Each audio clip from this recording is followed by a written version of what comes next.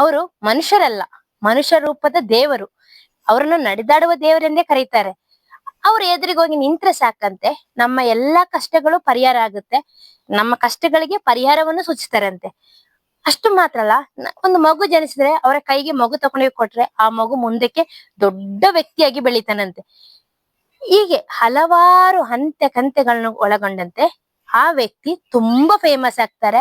ಎಷ್ಟರ ಮಟ್ಟಿಗೆ ಫೇಮಸ್ ಆಗ್ತಾರೆ ಅಂದ್ರೆ, ಅವರು ಈ ಸೋಷಿಯಲ್ ಮೀಡಿಯಾ ಪ್ಲಾಟ್ಫಾರ್ಮ್ ಅನ್ನು ಹೇಗೆ ಬಳಸಿಕೊಳ್ಳೋದು ಚೆನ್ನಾಗಿ ಗೊತ್ತಿದ್ದು ಆ ಮೂಲಕವೇ ಫೇಮಸ್ ಆಗ್ತಾರೆ. ಫಸ್ಟ್ ಆ ಊರಿಗಷ್ಟೇ ಗೊತ್ತಿತ್ತು ಅವರ ಒಂದು ಪವಾಡಗಳ ಬಗ್ಗೆ. ಈಗ ಅದು ಇಡೀ ಕರ್ನಾಟಕದಾದ್ಯಂತ ಗೊತ್ತಿದೆ. ಎಷ್ಟೋ ಜನ ನಮಗೆ ಕಷ್ಟ ಬಂದಾಗ ನಾವು ದೇವರ ಹತ್ರ ಮೊರೆ ಇಡ್ತೀವಿ ಅಥವಾ ನಾವು ಎಲ್ಲರ ಹತ್ರ ಕೇಳ್ಕೊಳ್ತೀವಿ. ಹಲವಾರು ಜನರು ತಮ್ಮ ಕಷ್ಟ ಬಂದಾಗ ಈ ಮನುಷ್ಯನ ಹತ್ರ ಹೋದ್ರೆ ನನ್ನ ಎಲ್ಲಾ ಕಷ್ಟಗಳು ಪರಿಹಾರ ಆಗ್ತದೆ ಎಂಬ ಒಂದು ನಂಬಿಕೆಯಲ್ಲಿ ಹೋಗಿ ಬರ್ತಾ ಇದ್ದಾರೆ.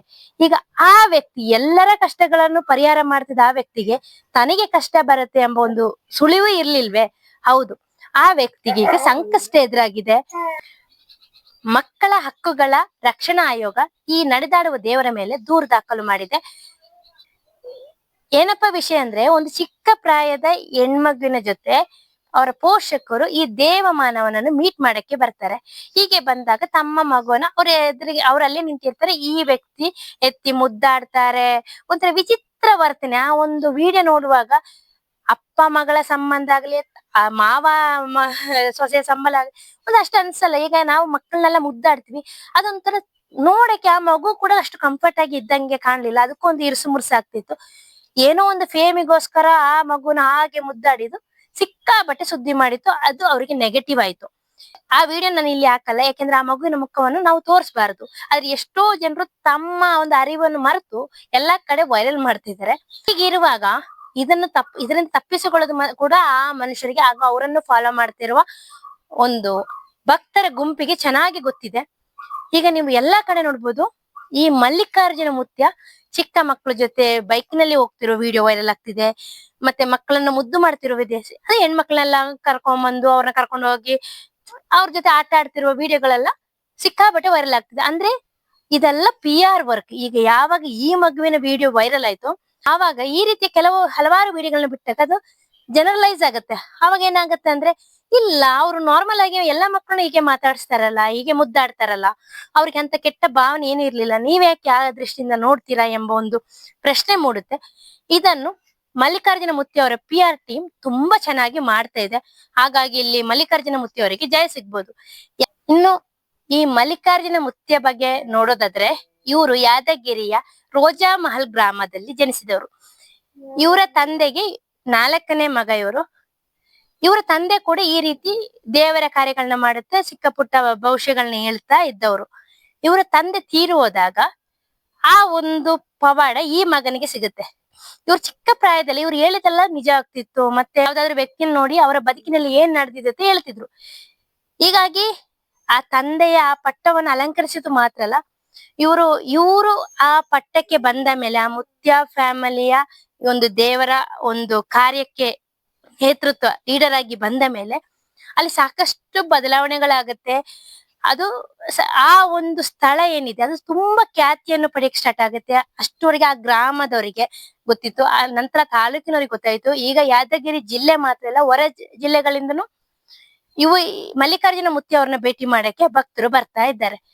ಸಾಕಷ್ಟು ಬದಲಾವಣೆಗಳಾಗಿದೆ. ಆ ಏರಿಯಾಗಳಲ್ಲಿ ಡೆವಲಪ್ಮೆಂಟ್ ಆಗಿದೆ. ಯಾಕೆಂದ್ರೆ ಈ ಒಂದು ಕ್ಷೇತ್ರ ಬೆಳೀತಾ ಇದ್ದಂತೆ ಆ ಊರಿನಲ್ಲಿ ಕೂಡ ಸಾಕಷ್ಟು ಒಂದು ಬೆಳವಣಿಗೆ ಕಂಡು ಬಂದಿದೆ. ಇಷ್ಟೆಲ್ಲ ಒಳ್ಳೆ ಕಾರ್ಯಗಳು ಕೂಡ ನಡೆದಿದೆ. ಈ ಮಲ್ಲಿಕಾರ್ಜುನ ಮುತ್ಯ ಇವರು ಏನು ತಾನು ದೇವರು ಅಂತ ಹೇಳ್ಬಿಟ್ಟು ಕಾವಿ ವಸ್ತ್ರ ಧರಿಸಿ ನಡೆದಾಡೋದು ಏನು ಮಾಡೋದಿಲ್ಲ. ಎಲ್ಲಾ ಹುಡುಗರಂತೆ ನಾರ್ಮಲ್ ಆಗಿ ಇರ್ತಾರೆ. ಬೈಕ್ ಓಡಿಸ್ತಾರೆ, ಬಸ್ ಓಡಿಸ್ತಾರೆ. ಎಲ್ಲ ಶ್ರೀಶೈಲಕ್ಕೆಲ್ಲ ಹೋಗುವವರು ಬಸ್ ಓಡಿಸುವ ವಿಡಿಯೋ ಎಲ್ಲ ಸಿಕ್ಕಾಪಟ್ಟೆ ವೈರಲ್ ಆಗಿತ್ತು. ತುಂಬಾ ಚೆನ್ನಾಗೇ ಇರ್ತಾರೆ, ಹುಡುಗರ ಜೊತೆ ಚೆನ್ನಾಗಿ ಬೆರೀತಾರೆ, ಎಲ್ಲಾನು ಇರ್ತಾರೆ. ಬಟ್ ಇವರಲ್ಲಿ ಏನೋ ಒಂದು ಪವಾಡ ಇದೆ. ಈ ಒಬ್ಬ ವ್ಯಕ್ತಿ ಏನ್ ಹೇಳಿದ್ರು ಅದು ನಡೀತದೆ ಎಂಬ ನಂಬಿಕೆ ಜನರಲ್ಲಿ ಮೂಡ್ತಿದೆ. ಅದ್ರ ಜೊತೆಗೆ ಸೋಷಿಯಲ್ ಮೀಡಿಯಾ ಕೂಡ ಅದಕ್ಕೆ ಅಷ್ಟೇ ಪುಷ್ಟಿಯನ್ನು ಕೊಡ್ತಿದೆ. ಈಗ ಒಂದು 4 ಜನ ಹೌದು ಹೀಗಾಯ್ತು ನನಗೆ ಸೋಷಿಯಲ್ ಮೀಡಿಯಾದಲ್ಲಿ ಹೇಳಿದಾಗ ಜನ ಸಾಕಷ್ಟು ಎಲ್ಲರಿಗೆ ಕಷ್ಟಗಳಿರುವಾಗ ನನಗೊಂದು ಪರಿಹಾರ ಎಲ್ಲ ಸಿಗುತ್ತೆ ಅಂತ ಹೇಳಿ ಇಂಥವ್ರನ್ನ ಹುಡುಕಿ ಹೋಗ್ತಾನೆ ಇರ್ತೀವಿ. ಈ ಎಲ್ಲಾ ಕಾರಣದಿಂದ ಮಲ್ಲಿಕಾರ್ಜುನ ಮುತ್ಯ ಈಗ ಸಿಕ್ಕಾಬಟ್ಟೆ ಫೇಮಸ್ ಆಗಿದ್ದಾರೆ. ಈ ಫೇಮಸ್ ಜೊತೆಗೆ ಈಗ ಈ ರೀತಿ ಎಲ್ಲ ಆಡಿಕೊಂಡು ಸ್ವಲ್ಪ ಟ್ರೋಲಿಗೆ ಒಳಗಾಗಿದ್ದಾರೆ ಅಷ್ಟೇ. ಮತ್ತೆ ಯಾವುದೇ ದೇವಮಾನವನಾಗಿರ್ಲಿ ಯಾರೇ ತನ್ನ ಬಳಿಗೆ ಬರುವ ಭಕ್ತರ ಜೊತೆ ಒಂದು ಸರ್ಟನ್ ಲಿಮಿಟ್ ಇಟ್ಕೊಳ್ಳೋದು ಒಳ್ಳೇದು. ಅತಿಯಾದ ಪ್ರೀತಿ ತೋರಿಸಿದ್ರೆ ಈ ರೀತಿನೇ ಎಡವಟ್ಟಾಗುತ್ತೆ. ಇವರ ಒಂದು ವಿಡಿಯೋಸ್ ಈ ಹಿಂದೆ ಕೂಡ ಸಾಕಷ್ಟು ವೈರಲ್ ಆಗಿತ್ತು. ಫ್ಯಾನ್ ಅನ್ನು ತಿರುಗುತ್ತಿರುವ ಫ್ಯಾನ್ ಅನ್ನು ನಿಲ್ಲಿಸಿದ್ರು. ಆದ್ರೆ ಹಿಂದೆ ವೈಜ್ಞಾನಿಕ ಕಾರಣಗಳನ್ನು ಕೂಡ ಹಲವಾರು ಜನ ಹೇಳಿದ್ರು. ಹಾಗಾಗಿ ಆ ಪವಾಡ ಅಲ್ಲಿಗೆ ನಿಂತಿತ್ತು. ಈ ವ್ಯಕ್ತಿ ಅದನ್ನು ಬಿಟ್ಟು ಬೇರೆ ಯಾವ ಪವಾಡಗಳನ್ನು ಮಾಡ್ಲಿಲ್ಲ. ಆದ್ರೆ ಇವ್ರು ಹೇಳಿದಂತೆ ಕೆಲವೊಂದು ವಿಷಯಗಳು ನಡೆಯುತ್ತೆ, ಕೆಲವರ ಬದುಕಿನಲ್ಲಿ ಇವ್ರು ಹೇಳಿದಂತೆ ನಡೆದಿದೆ, ಕೆಲವೊಂದು ಕಷ್ಟಗಳಿಗೆ ಪರಿಹಾರ ಸಿಕ್ಕಿದೆ ಎಂಬ ಕಾರಣಕ್ಕೆ ಈ ಸೋಷಿಯಲ್ ಮೀಡಿಯಾದಲ್ಲಿ ಸಿಕ್ಕಾಬಟ್ಟೆ ಪ್ರಚಾರ ಸಿಕ್ಕಿ ಇವರೀಗ ತುಂಬಾ ದೊಡ್ಡ ಗುರುಗಳಾಗಿ ಎಲ್ಲರೂ ಸ್ವೀಕರಿಸಿದ್ದಾರೆ. ದಿನನಿತ್ಯ ಇವ್ರು ನೋಡಕ್ಕೆ ಸಾಕಷ್ಟು ಭಕ್ತರು ಬರ್ತಾರೆ. ಇಲ್ಲಿ ಒಂದು ಒಳ್ಳೆಯ ವಿಷಯ ಅಂದ್ರೆ ಇಲ್ಲಿ ಅನ್ನದಾನವನ್ನು ಮಾಡಾಗುತ್ತೆ. ಈ ಒಂದು ಮಲ್ಲಿಕಾರ್ಜುನ ಮುತ್ಯ ಇರುವ ಸ್ಥಳದಲ್ಲಿ ಆ ದೇವಾಲಯದಲ್ಲಿ ಅನ್ನದಾನವನ್ನು ಮಾಡ್ತಾರೆ. ಯಾವುದೇ ಟೈಮ್ ಬೆಳಗ್ಗೆಯಿಂದ ರಾತ್ರಿವರೆಗೂ ಅನ್ನದಾನ ಇರುತ್ತೆ. ಇದು ತುಂಬಾ ಒಳ್ಳೆಯ ಕಾರ್ಯ. ಮತ್ತೆ ಇಲ್ಲಿಗೆ ಬರುವ ಭಕ್ತರಿಗೆ ನೀವು ಇಂತಿಷ್ಟೇ ಹಣ ಹಾಕಿ, ಹೀಗೆ ಹಾಕಿ, ಹಂಗೆ ಎಂಬ ಯಾವ ರೂಲ್ಸು ಇಲ್ಲ. ಇದೆಲ್ಲ ಒಳ್ಳೆ ವಿಚಾರಗಳೇ. ಆದ್ರೆ ತಾವು ಒಂದು ಫೇಮ್ ಜಾಸ್ತಿ ಆದಾಗ ಏನೋ ವಿಚಿತ್ರ ಹಾಡಕ್ ಹೋಗಿ ಈ ರೀತಿ ಸಂಕಷ್ಟಕ್ಕೆ ಸಿಕ್ಕಿಕೊಳ್ಳೋದು ಎಷ್ಟರ ಮಟ್ಟಿಗೆ ಸರಿ? ಈಗ ಅವರನ್ನು ನಂಬುತ್ತಿರುವ ಭಕ್ತರು ತುಂಬಾ ಇದ್ದಾರೆ. ಅವ್ರನ್ನ ಅಂಧ ಭಕ್ತರು ತಲೆ ಹೇಳಕ್ಕಾಗಲ್ಲ. ಯಾಕಂದ್ರೆ ಅವ್ರವ್ರ ಈಗ ನಮ್ಮ ಅನುಭವಕ್ಕೆ ಬಂದ ಆಧಾರದ ಮೇಲೆ ನಾವು ಒಬ್ಬ ವ್ಯಕ್ತಿಯ ಪವಾಡಗಳನ್ನ ಸ್ವೀಕರಿಸ್ತೀವಿ.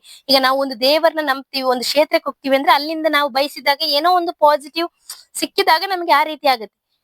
ಈ ವ್ಯಕ್ತಿಯಿಂದನೂ ಹಲವರಿಗೆ ಹಲವಾರು ಸಂಕಷ್ಟದಲ್ಲಿ ನೆರವಾಗಿರ್ಬೋದು. ನಾನು ಇದನ್ನ ಫುಲ್ ತಳ್ಳಿ ಹಾಕಲ್ಲ.